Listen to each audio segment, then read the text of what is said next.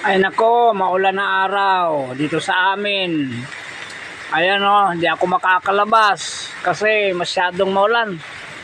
Malakas po yung ulan sa amin o. Ayan o. Kaya dito lang kami sa loob. Mahirap. Lumabas ngayon. Yung mga nandyan malapit sa mga patubig, mag-ingat-ingat kayo kasi pwedeng lumaki ang tubig. Kayo dyan, mga anak, dyan sa Plaridel. Malapit kayo sa patubig, mag-ingat kayo, baka lumaki ang patubig. Ayan o, mga maulan nga araw ngayon. Ayan, hindi kami makakalabas. Masyadong malakas ang ulan dito. Kagabi pa ito. Walang tigil ang ulan. Ayan.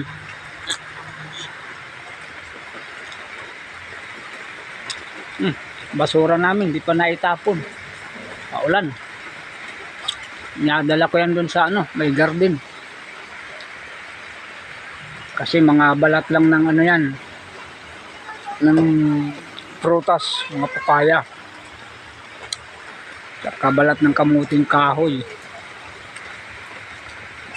Yan malakas yung ulan. Mahirap talaga pagka ganitong tag-ulan, di tayo makalabas.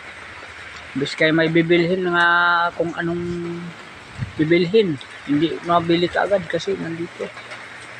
Mahirap lumabas ng tag-ulan. Ayan, kami nagkakahoy lang kami. Kasi wala kaming pambiling gas, kaya kahoy. Mahirap nga magkahoy kapag kaganitong maulan. Kasi ang kahoy basa. Yan kahoy namin nasa ibabaw ng abuhan. Sa mismong abuhan na kasi pagka nagdidingas kami, nag-ano kami ng pausok-usok dyan para matuyo yung ibang kahoy. Yan, ito yung bahay namin. Ayan, madilim kasi medyo nagluluto kami ng kanin ngayon sa rice cooker na lang muna kasi wala kaming panggatong umayos. Yan, yun nga lang, kuryente malakas. Ayan yung mga apo ko, yung isa medyo nakahiga tayo nilagnat dahil sa ambon-ambon.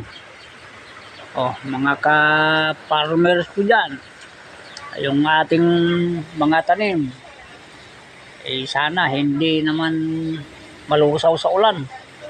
Pumunta ko kanina dun sa garden ko yung kamatis ko nakahiga na, kaya nilagyan ko ng tukod para yung mga bunga hindi maano sa lupa. Nahala, hanggang dito na lang muna.